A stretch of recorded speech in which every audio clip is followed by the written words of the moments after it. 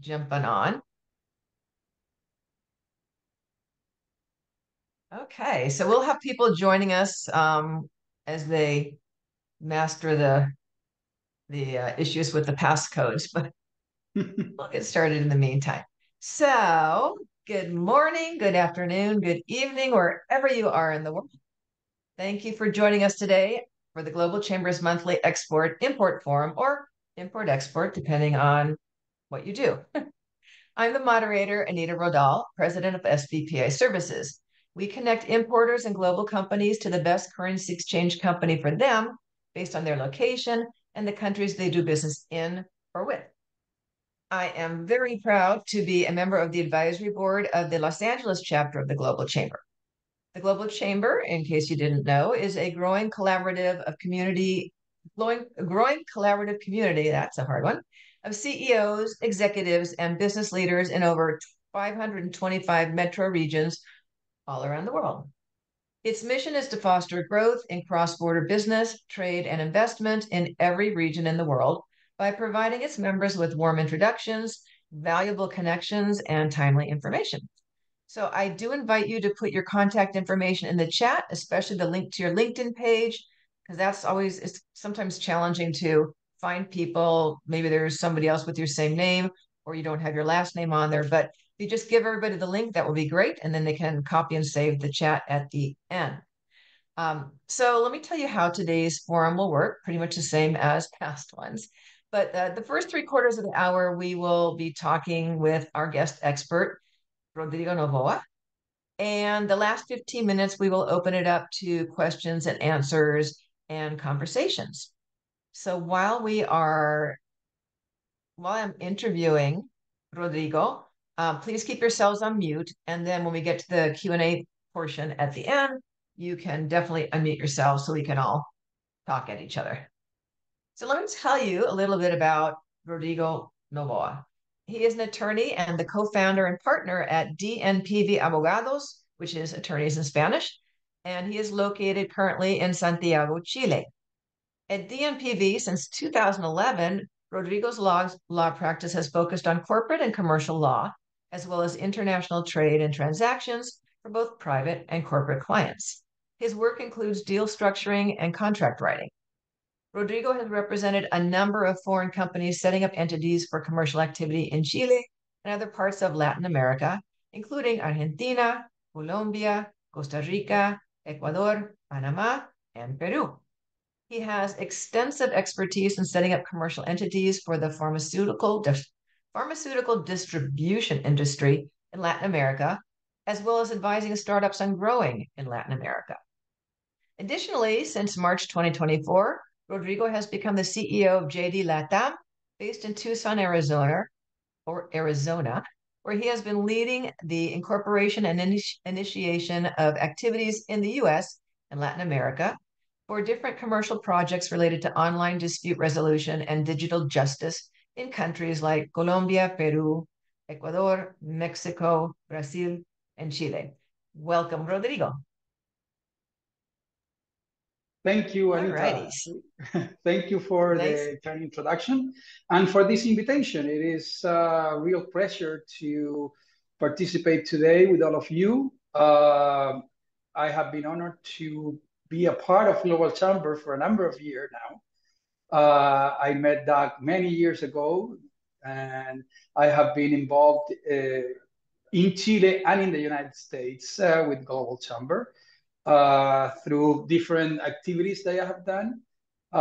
And yes, I am an attorney from Santiago, Chile, that has a master's degree on international trade and business law that I acquired at the University of Arizona, at the James E. Royer College of Law. And I have practiced my last 20 years on issues related to international commercial transactions, structuration of businesses, and establishment of businesses in different places in Latin America. So I have the pleasure of knowing some of the particularities that our region presents to different people around the world. So it will be great to talk to you today about international trade and its challenges in the future.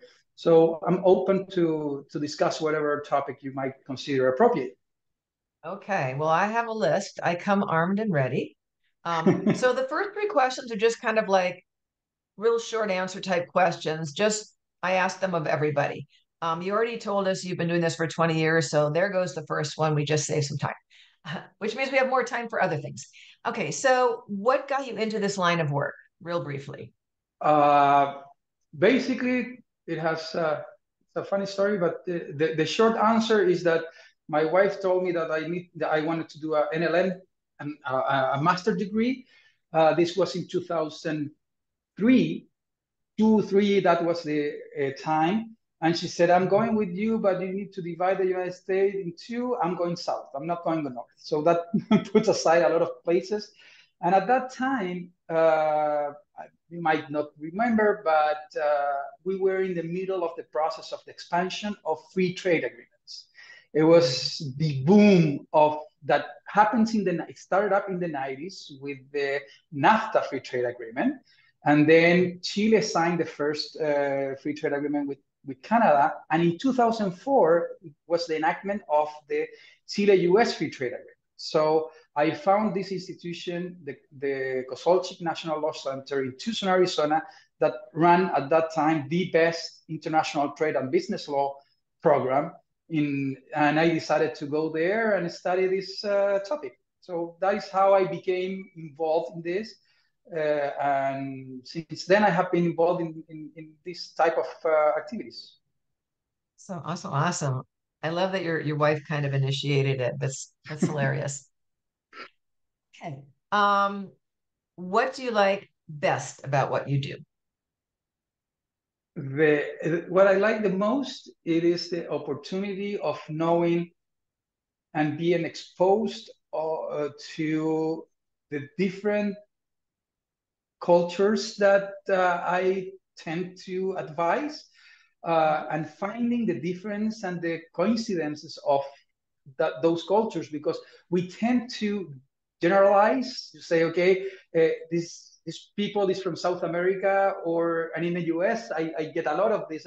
They believe that South America started actually in the border with Mexico, and it's way back, it's way below that. Or I get this, oh, yes, I have a friend in Brazil. Do you know him? No, I'm in Santiago. It's like, you're in California. Do you know someone that I know in New York? That is something that is very interesting to get to know the difference and how you can help them understand each other and do business. That I love that. Now, the flip side of that is, what do you like least about what you do? What I like least. There's got to be a list. Yeah, there is a list. Sometimes you get frustrated because you know that they have a good idea and a good project, but due to those cultural differences, they get into disputes that could easily be avoided if they would have allowed them to understand each other in a cultural base, not in a transactional way. Got it. That is something that you get frustrated sometimes, because you don't accomplish what you are trying to accomplish. Is that to facilitate trade between these people. Interesting. So it comes back. That's interesting how it's still literally part of what you like the most is tied into what you dislike. Because they're related. When you're successful opposites. And you don't like when you're not. Yeah. So let's talk trade. So first question for you is, what is the main role of the World Trade Organization in international trade? Everybody's heard about the WTO, but really, what is it?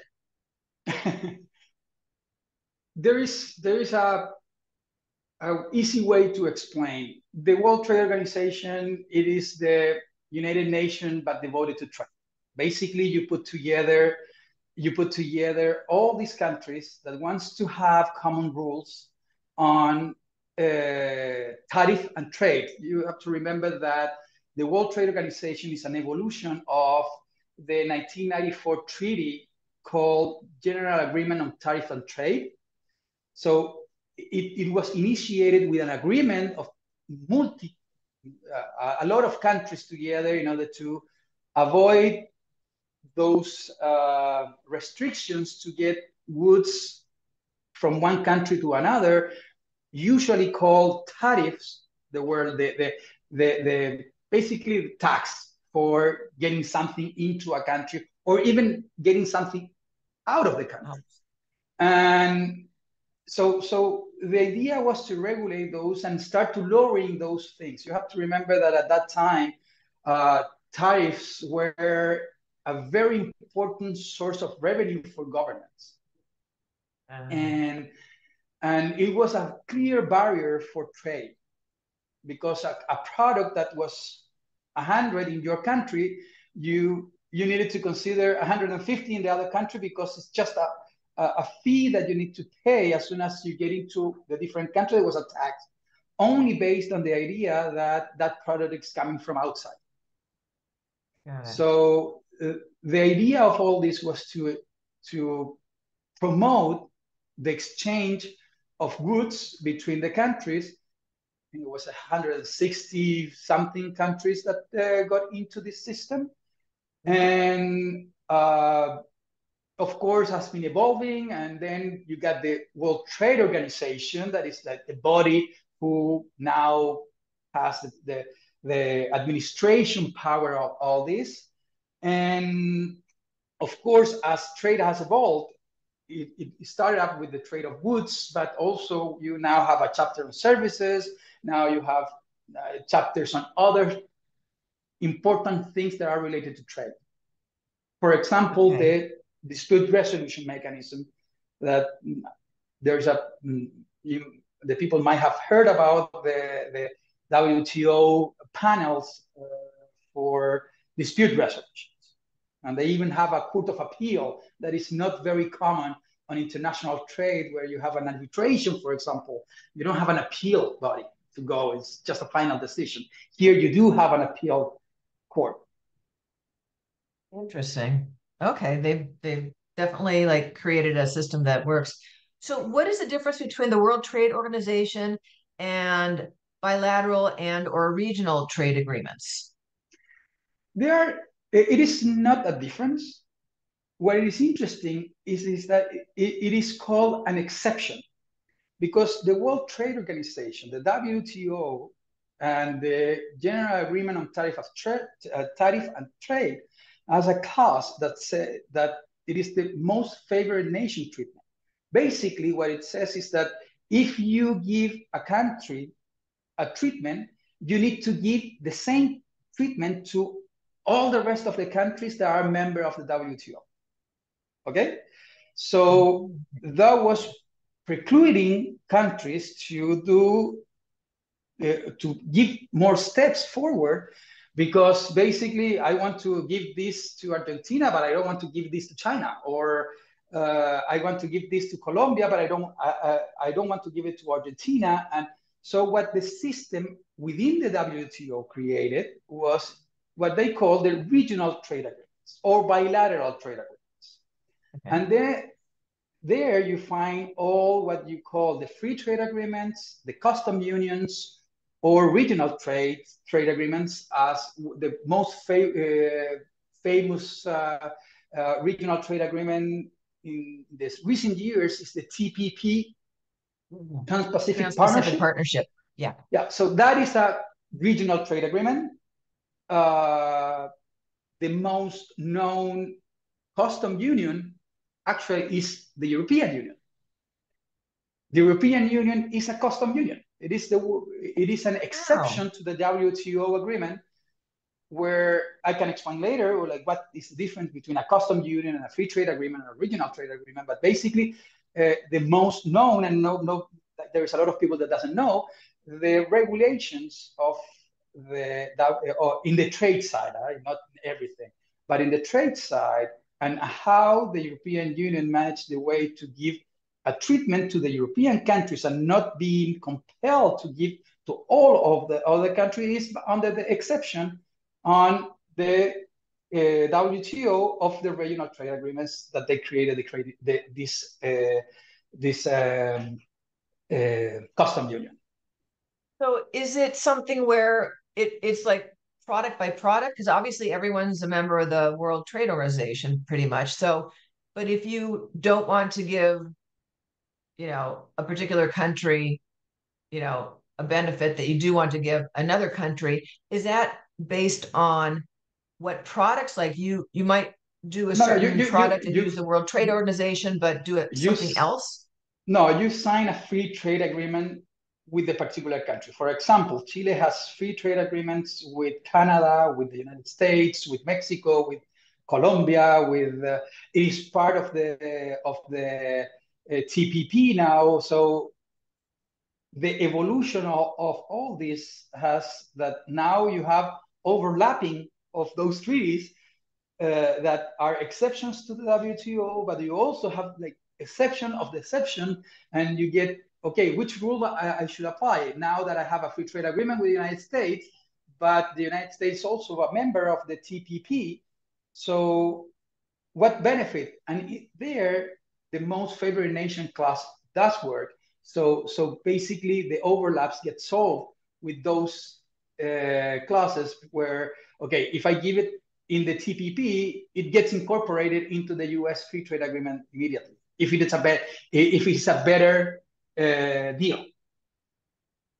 Oh, okay. All right. I know that it's confusing, but basically it is law. it is confusing, sure. But basically it is overlapping. But you have to think that it is a treaty. It is a contract between countries. And sorry. I don't know how to turn this.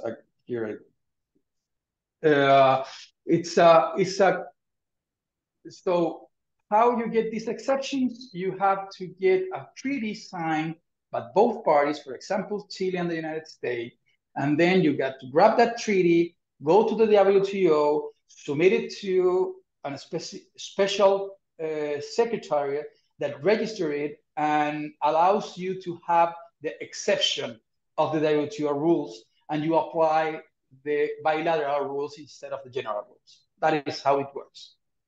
So does the World Trade Organization have the power to deny a treaty? Yes. A bilateral treaty? Yes, it has, because you have to comply with certain rules to actually be a free trade agreement. You cannot just write whatever and put the title of a free trade agreement and submit it in and say, okay, we have our special rules. No, you have to comply with a certain rules. It is something technical. I don't believe that is it is interesting for the audience to get into the technicalities of what those documents need to be. But in general, they need to certify that first, you are not raising the barriers of trade. It is standard is the WTO. So if you have a free trade agreement, you cannot agree on a higher level of restriction. You can lower the restriction, but you cannot get over the restrictions. Okay, so all righty. It is a way that the WTO prevent to get their regulations overlap by bilateral agreements that will then up being like a network of something more restrictive than what it is already agreed in the multilateral area. That makes me think of something. Does a country have to be a signatory to the World Trade Organization to be a member, or are they automatically a member because they exist? No, they need to be accepted to the World Trade Organization. Okay, so actually China was one of, yes.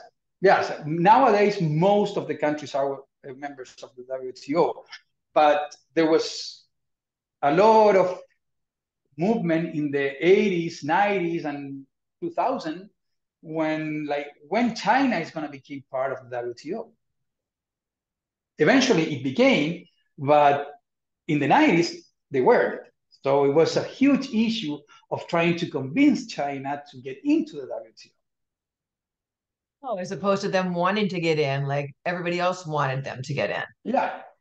Wow. In that case, okay, that was the case.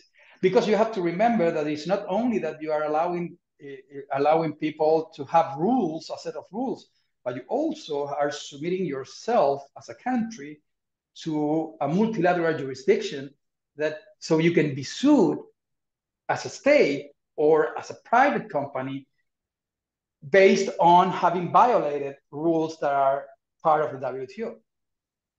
Okay, so you have to commit to the compliance. Have you heard about safeguards? Salvaguardias. I'm trying to remember the names in English, but basically, for example, dumping. You know, everyone have heard about dumping. Dumping is basically when a state is subsidizing something in order to export it to a third country, and it gets to that country and produce a damage to the local market because they get in there in a lower price, but only because they have a subsidy on their home country. So unfair advantage, basically. Exactly. They are giving an unfair advantage. Nowadays, what it is in the middle of the spot is the steel industry. The US established a 25 to a 50% tariff because someone in the US sue or request the US government to go to the WTO, initiate a case against China and said, China is subsidizing their steel industry. So it's killing the industry all over the rest of the world because they are putting steel everywhere that is extremely cheap. But how they get to that? Because they have a subsidy from the China government. So it's try to leverage that. Right. That try to level the field ground so everyone plays in a level ground. Yeah. No, absolutely. And it reminds me of It reminds me of Chile, we had a recent case about that. Yeah. So in golf, people have handicaps to kind of even the playing field. Very similar, right? Yeah. Okay. Similar. So, is there a distinction between a regional trade agreement and a free trade agreement, or is just the same way of referring to? You are talking about the regional trade agreements is the general name for what is called free trade agreements and custom unions. So regional trade agreements are the ones that is the general name for the exception to the WTO. Also, it has been started to be used to these treaties that are not bilateral, but are, for example, the TPP, where you have 11 members or more. I think they are 13 now. And then you have the custom union. So the general is the regional trade agreement. The specific is free trade agreement or custom union. Those are the two that has different regulation and distinguish itself very easily. But both free trade agreements and custom unions are regional trade agreements. Okay. All right, because that makes sense. So then how do free trade agreements influence the global economy overall? I think that has been extremely interesting how the countries initiated a process of integration and globalization first through these treaties that I believe at the time that this was thought, nobody really understood how fast the integration will get when the technology appear. So basically, my personal belief is that it's a very rare scenario where law and regulations became available before the actual boom of of the need of the people became. So you had a set of rules on the WTO, the free trade agreements that regulates a lot of cross-border transactions that was the exception at the time that these laws or treaties became enacted. But once the technology became part of all this, those rules and regulations help to disseminate those technology, because there was already a set of rules and regulations that you can base on to make it go in a better way. You had a tribunal that you can sue another country that is not complying. You, for example, already had a regulation that says this is the office in this country that you need to deal with this type of things. Every country in the world that is related to the WTO need to have an office where you can request information for dumping cases or subsidies or stuff like that. And there was a chapter on services also. Came later, but when the technology came, we were just talking, nowadays, you don't realize, but for example, Netflix, it is possible to be that big because they are exporting services to the entire world.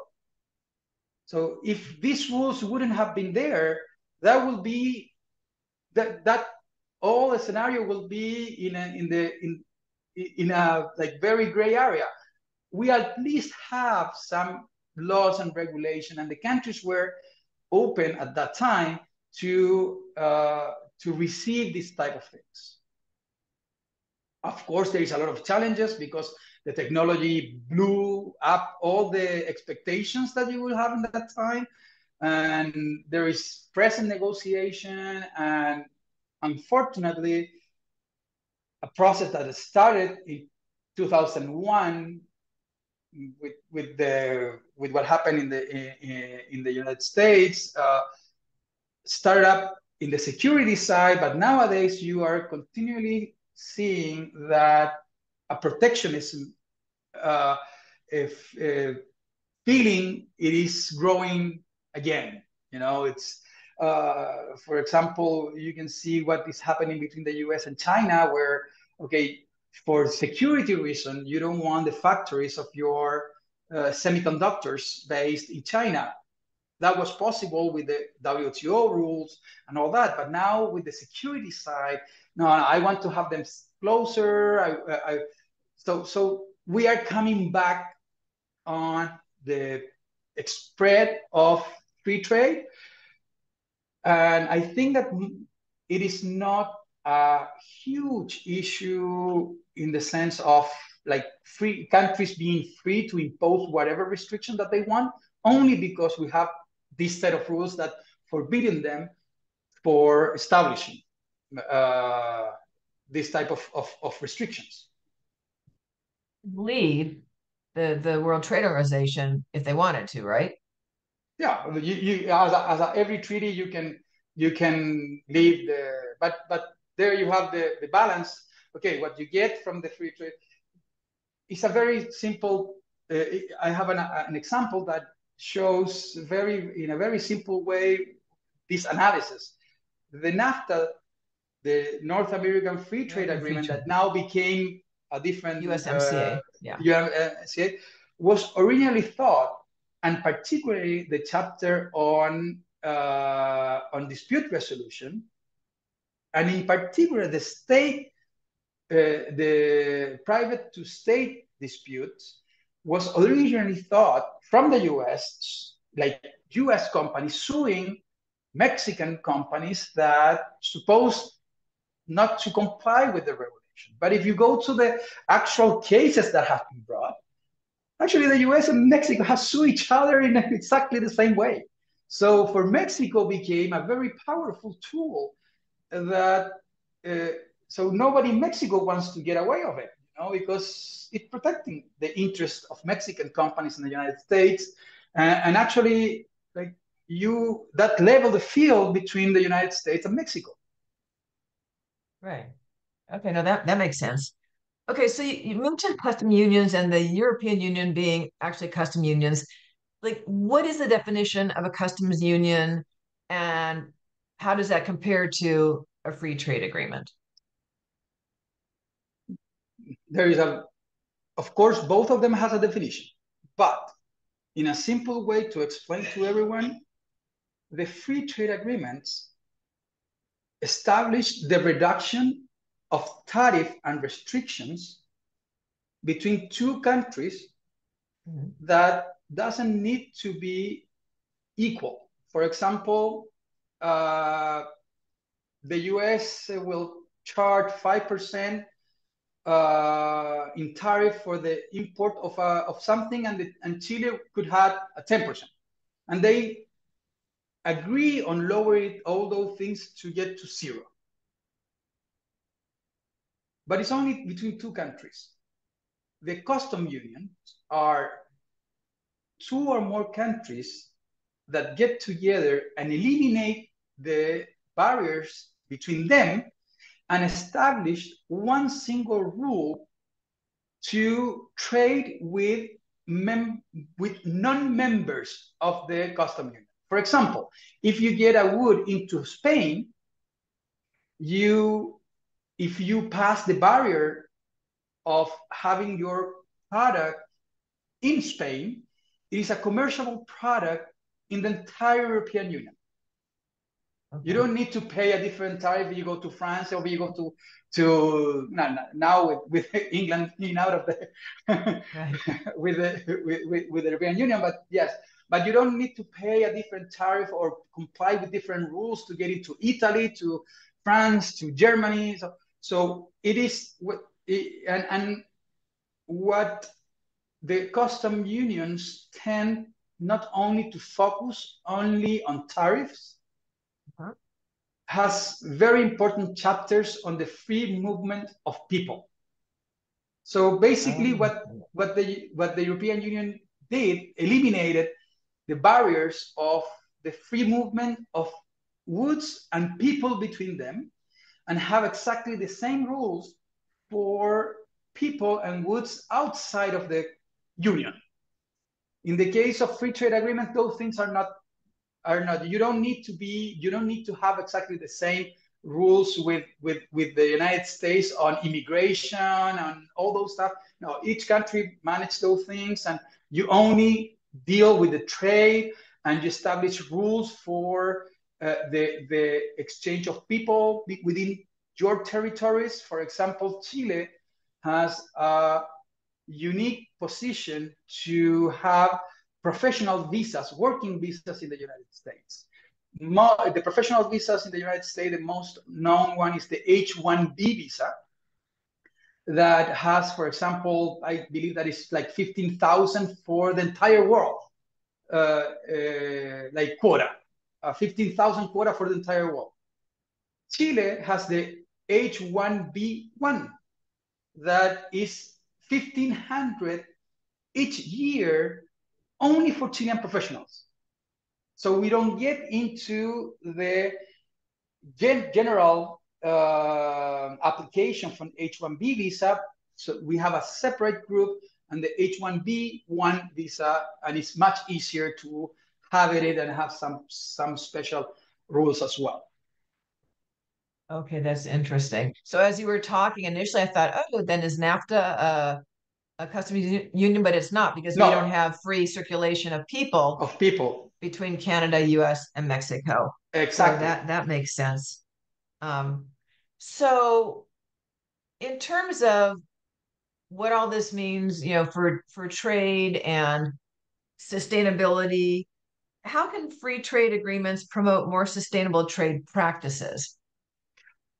It is very interesting because actually, since the 2000s, I guess, all the rules and regulations started to focus on those things, environmental stuff, and consider, for example, not applying or not complying with environmental rules, a type of subsidy, for example.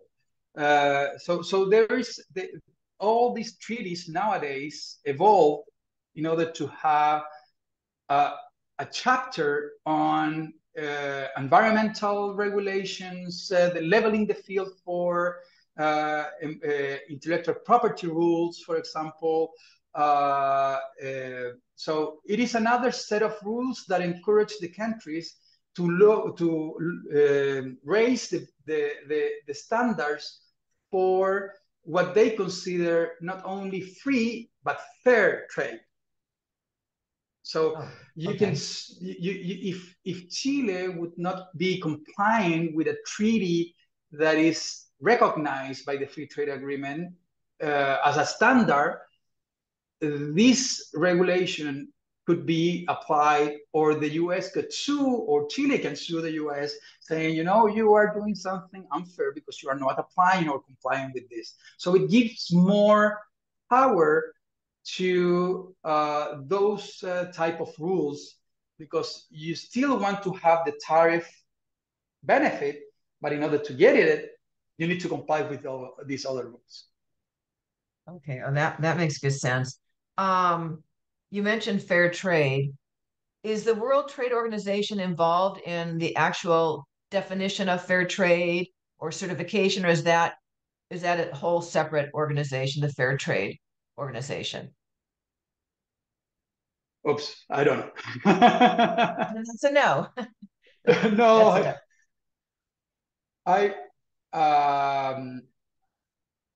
no, I don't think so. That came out of left field, but yeah, I would need to to search a little bit more about that. But basically, I would be surprised that it's absolutely different, because I think that should have a lot of relationship with it, or could be part of it.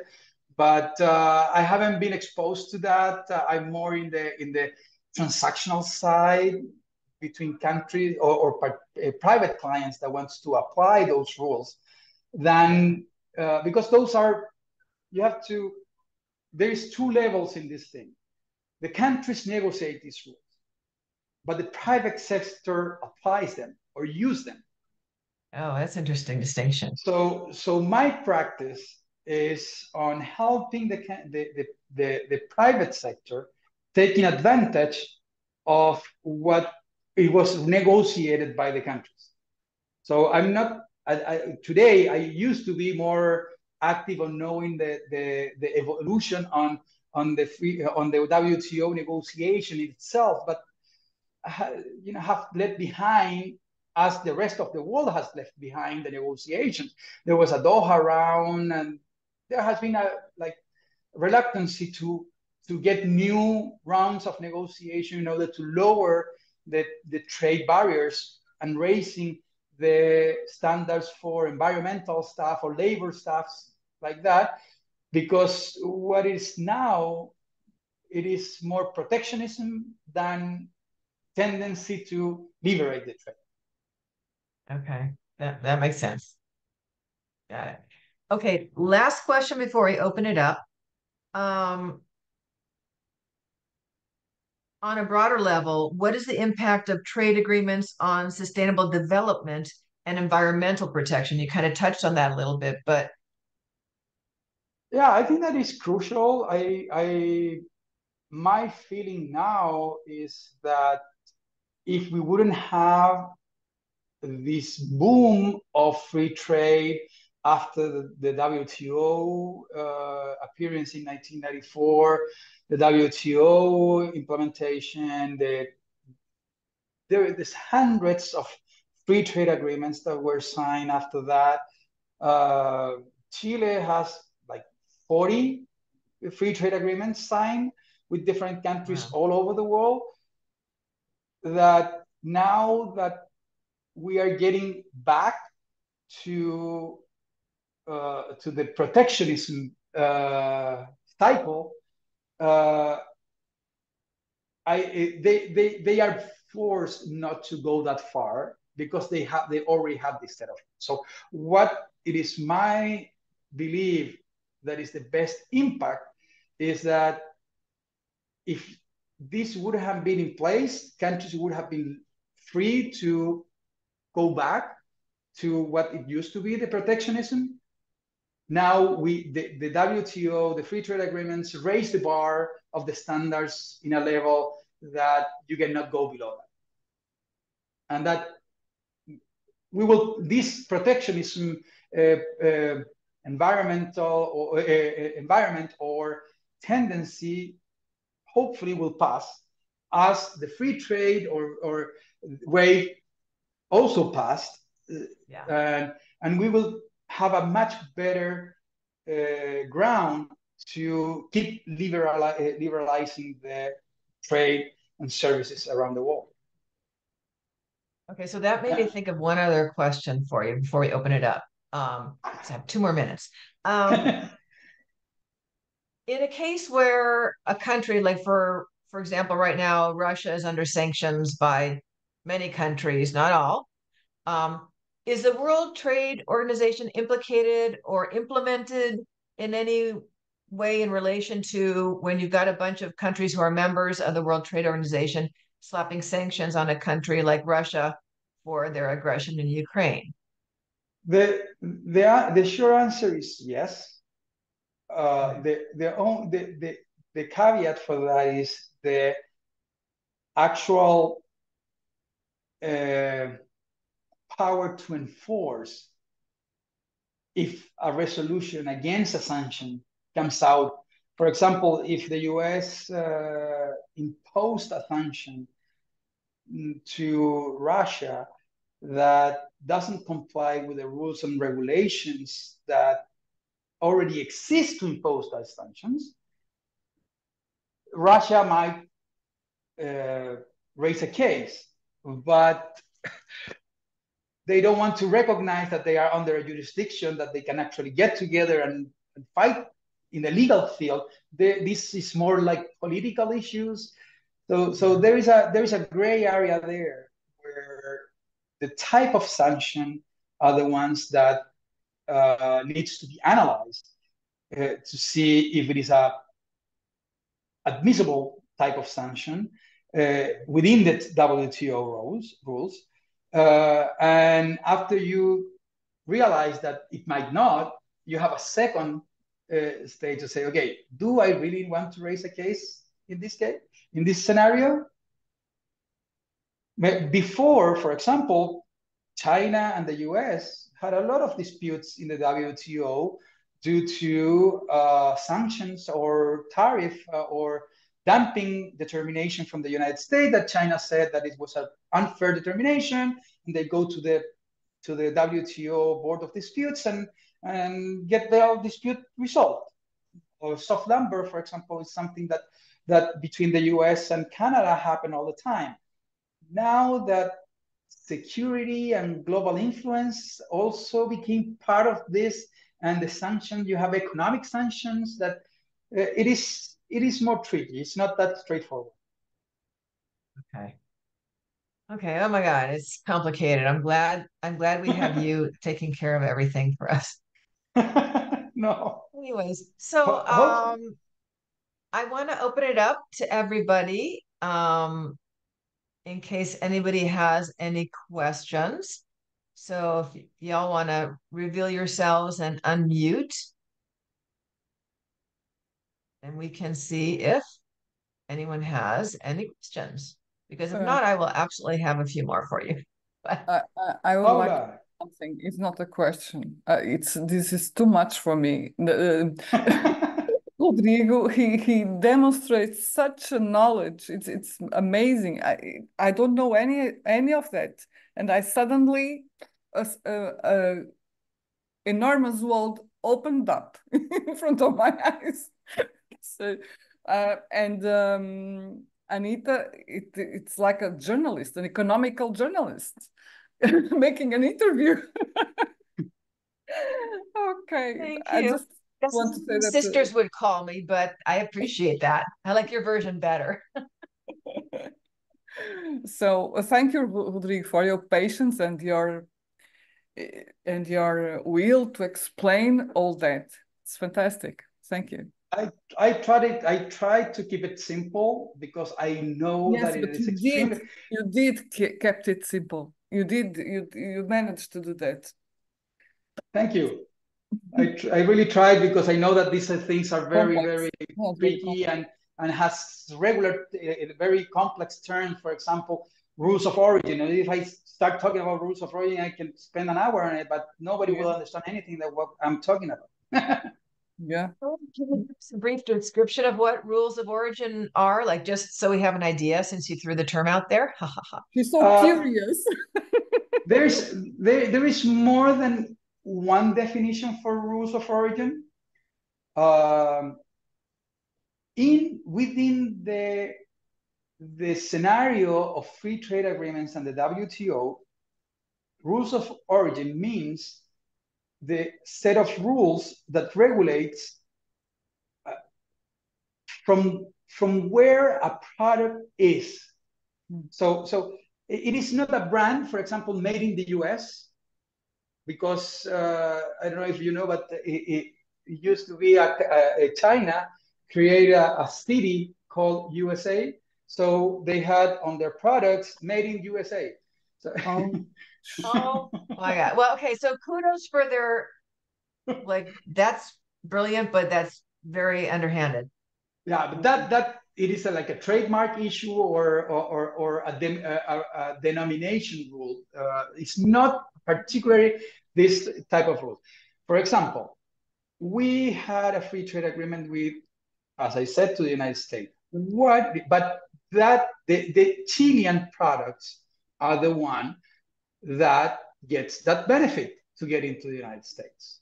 So what happens if I import something from China to Chile and I just unpackage it, put it in different boxes, put a Chilean label, and send it to the United States? So that doesn't comply with rules of origin. So that doesn't mean that that product was made in Chile.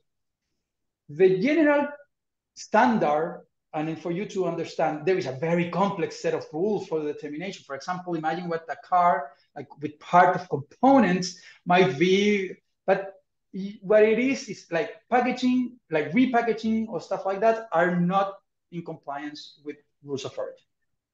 So you can't just grab something, unpack it, and pack it in a different way and send it to. It needs to go through what is called a substantial transformation.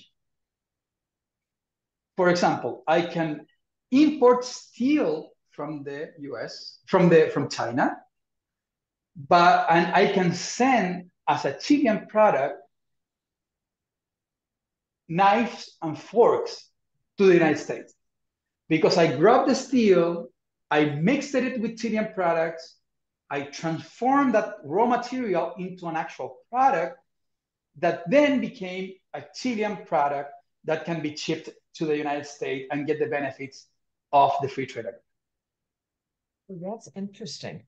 And there is actually a certificate of origin that a certain, depend upon the treaty, but there is two ways of doing it.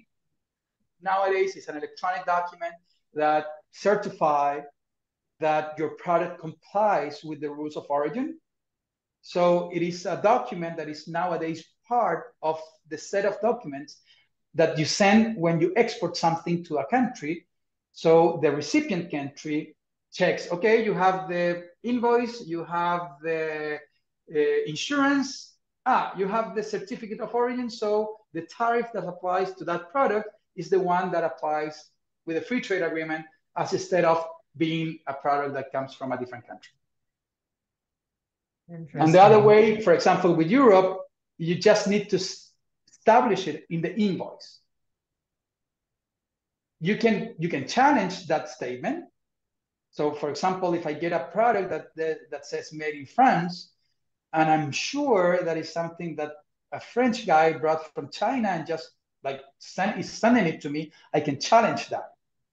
But it is the other way around. In the free trade agreements with the US, you need the certificate of origin. In the Chile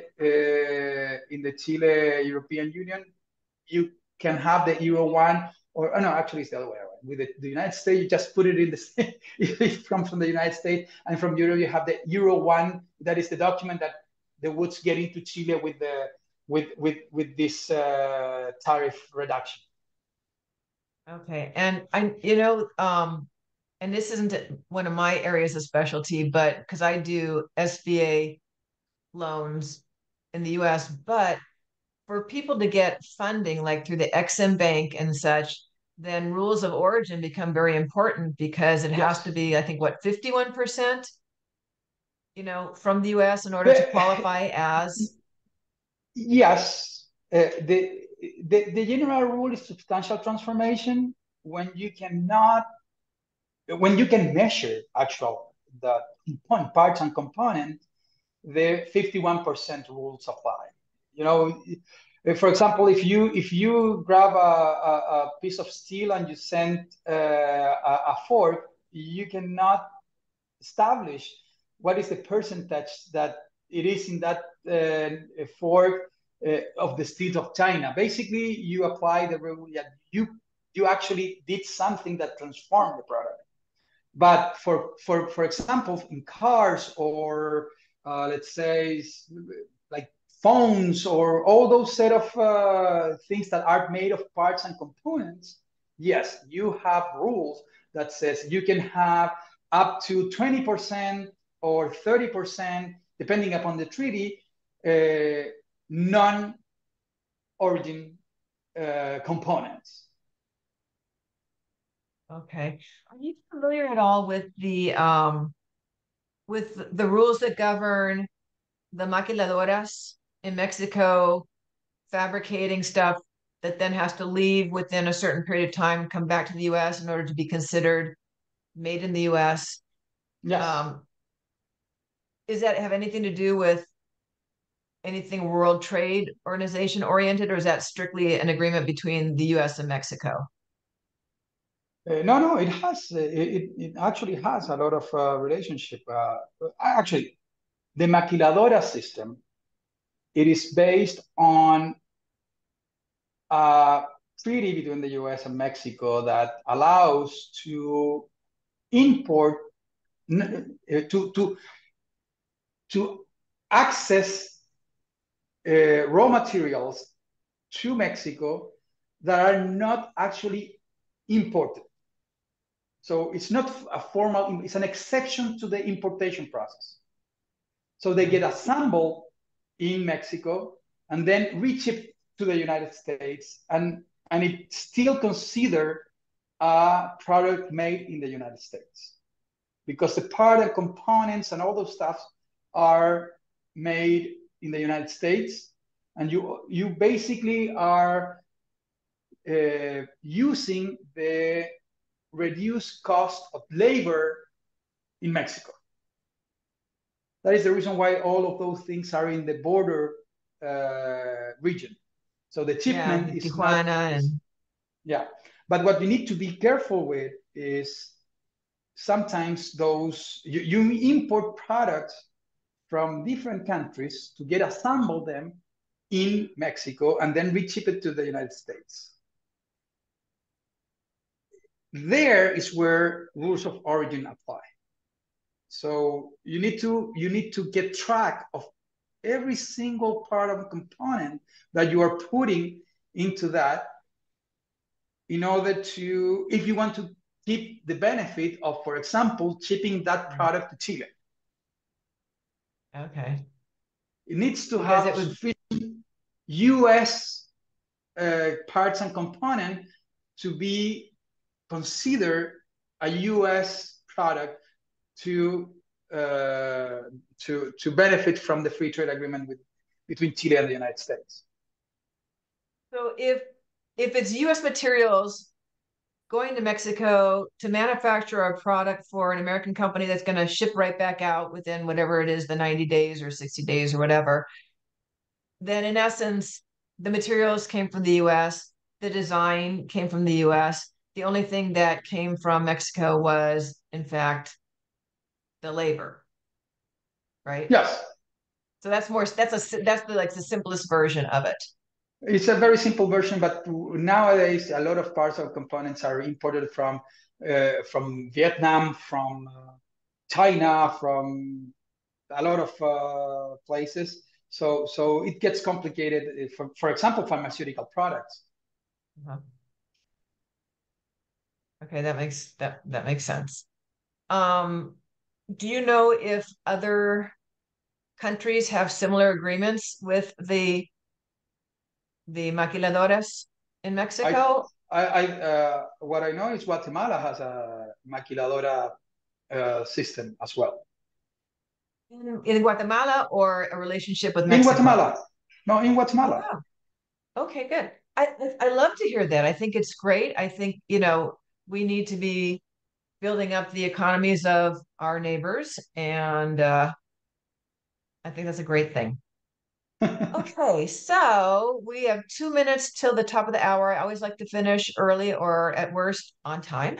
So I can tell you that Rodrigo's contact information is in the chat. So you've got 2 minutes to save the chat so that you have that, but you can always reach out to me, or find him through the Global Chamber. And I appreciate everybody showing up. And we usually do these on the third Thursday of the month at noon Pacific time. The rest you can figure out. Elisa is wonderful. She gives the times for all the time zones. I don't have to deal with that. Yay. So do check out the calendar of events for the Global Chamber. There's always really interesting things popping up on there. Sometimes even local things like, yeah, you can see somebody in person. And tell everybody Global is great and we appreciate you. And we'll see you next month. Thank you very much for having me. Thank you very much. Welcome. Thank you so much. Thank you. Nice meeting you. Appreciate you both. Ciao. Okay. Bye-bye. To cook dinner now. Bye-bye. Bye. I'll stay on to the last person logs off. I am now the host. Okay. Alrighty then.